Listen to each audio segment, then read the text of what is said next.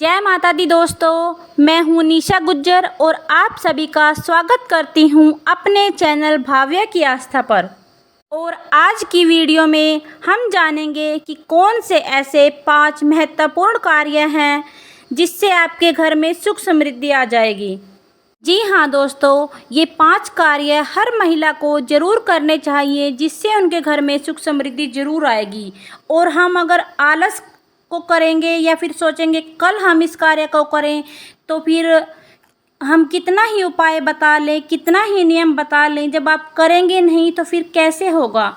इसलिए मैं आज बहुत महत्वपूर्ण बातें, जैसे कि सुबह में झाड़ू कब लगाएं, ब्रह्म मुहूर्त कब से कब तक है, शाम को झाड़ू कब लगानी है, और मान लीजिए जब हम अपने घर में दीपक जलाने के लायक नहीं रहते तो कैसे क्या करें, और झाड़ू को किस दिशा में रखें, किस दिशा में झाड़ू रखना बहुत ही शुभ माना जाता है। इस प्रकार की कई महत्वपूर्ण बातें हम इस वीडियो में जानेंगे। उससे पहले दोस्तों, अगर आपको मेरा वीडियो पसंद आता है तो मेरे चैनल भाव्या की आस्था को सब्सक्राइब कर लीजिएगा, बेल आइकन पर प्रेस कर दीजिए, जिससे कि मेरे वीडियो के नए नोटिफिकेशन आप सभी के पास सबसे पहले पहुंच सकें।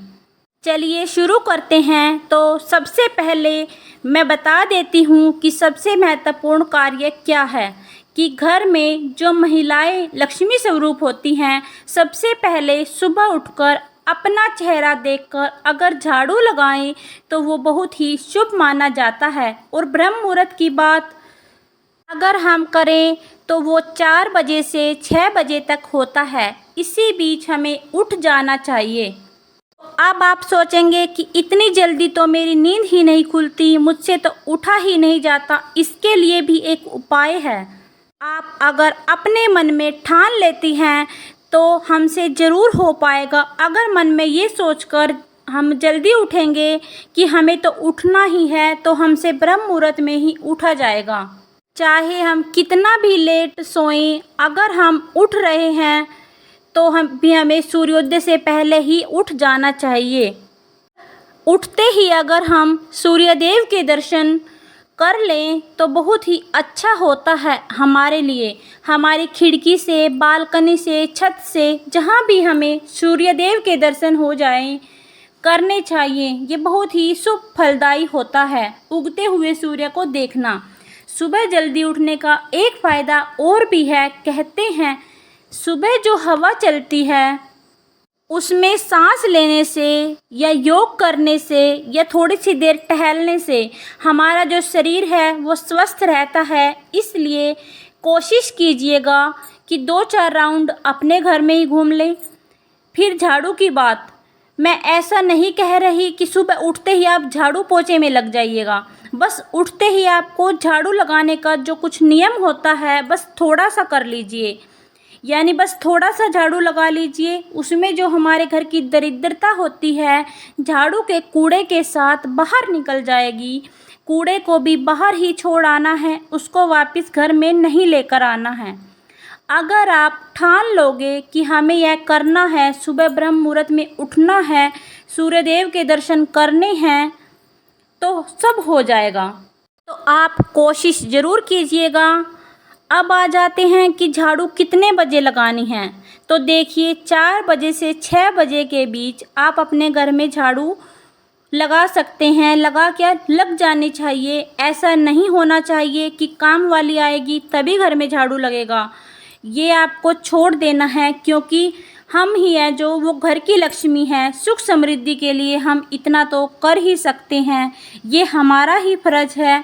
अगर आपसे नहीं हो रहा तो थोड़ा सा ही नियम कर दीजिए, फिर जो आपकी काम वाली आएगी वो अच्छे से कर देगी। दोस्तों, घर के अंदर से बाहर की ओर झाड़ू लगाते हुए जाना है, और पोछा भी हमें ऐसे ही लगाना है, उल्टा बिल्कुल नहीं लगाना है कि बाहर से अंदर लगाते हुए हम आ रहे हैं।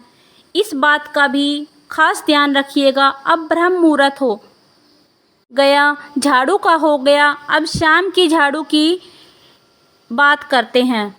शाम को भी झाड़ू ज़रूर छुआ लेना चाहिए। वैसे तो जब सुबह झाड़ू पोछा हो जाता है घर साफ ही रहता है, पर नियम है ऐसा नहीं है कि घर साफ़ है तो हम शाम को झाड़ू नहीं लगाएंगे। थोड़ा सा नियम कर दीजिए, शुभ कर दीजिए, तो शाम को भी 5 बजे से पहले ही आपको झाड़ू लगा देनी है।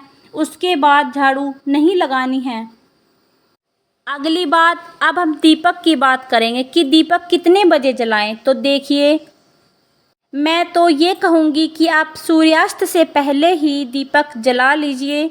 जैसे कि 5:30 से 6:30 के बीच आप अपने घर में दीपक जला सकते हैं। देखिए, शाम के समय घर में दीपक ज़रूर जलाना चाहिए, क्योंकि दीपक के बिना घर घर नहीं होता। भूत पिशाच किसी का भी निवास हो सकता है।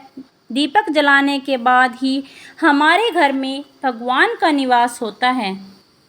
तो आप समय से दीपक जला लीजिए। अगर आप दीपक जलाने लायक नहीं हैं तो बच्चे से ही दीपक जलवा सकती है। और ये भी ज़रूरी नहीं है कि मैं घी का ही दीपक जलाऊंगी, तिल के तेल का ही दीपक जलाऊंगी। ऐसा कुछ नहीं है। जो भी भगवान ने आपको दिया है, आपके बजट में है, बस दीपक जलना चाहिए। चाहे वह तेल का हो, या अगर कोई व्रत है, तीज त्यौहार है, तब घी का दीपक ज़रूरी होता है। नहीं तो आप कैसा भी दीपक जला सकते हैं। दीपक जलाने से मतलब है तेल से नहीं, मतलब है दीपक जलाकर ही आप अपने घर की सारी लाइटें ऑन कीजिएगा। तो अंधेरे से पहले ही आपको दीपक दिखा देना है, फिर लाइटें ऑन करनी हैं। अब आ जाते हैं कि जब हम अपने घर में दीपक जलाने के लायक नहीं रहते, तो आप पूछोगे के बाद हमें कब से पूजा करनी चाहिए। देखिए, 5वें दिन से ही देवियों की पूजा होती है और 7वें दिन फिर मंदिर की पूजा कीजिएगा। जो हमारे देव हैं उनकी पूजा कीजिएगा। इससे पहले किसी चीज़ को टच ना करें। अब मांग में सिंदूर की बात करते हैं। जब तक हम तीसरे दिन बाल ना धो लें, तब तक मांग में सिंदूर ना भरें।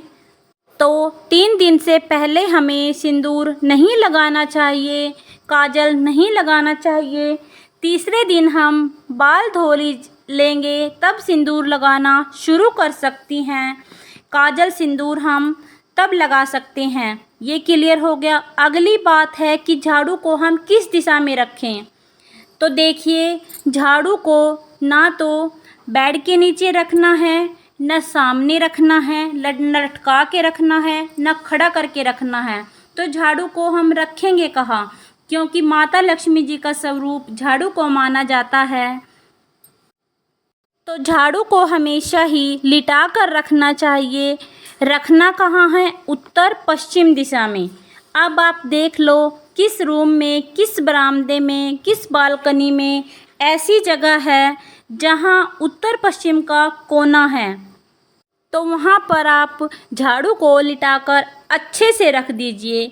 कहीं लटकाकर टेढ़ा मेढ़ा बिल्कुल नहीं रखना है। और अगर आपके पास 2-3 झाड़ू हैं तो आप इसे भी एक साथ वहीं पर रख सकती हैं, कोई प्रॉब्लम नहीं है। अब आते हैं कि झाड़ू किस दिन नहीं खरीदनी चाहिए। तो आप रविवार और मंगलवार को छोड़कर किसी भी दिन झाड़ू को खरीद सकते हैं, कोई प्रॉब्लम नहीं है। तो ये जो बातें हैं कि ब्रह्म मुहूर्त क्या है, किस समय उठें, झाड़ू को किस दिन खरीदें, ये सब बातें बता दी हैं। लगाने के नियम भी बता दिए हैं। तो उम्मीद करती हूँ, आशा करती हूँ कि इस वीडियो से आपको बहुत अधिक लाभ मिलेगा। तो फिर मिलेंगे एक नई वीडियो में। तब तक के लिए नमस्कार दोस्तों। जय माता दी।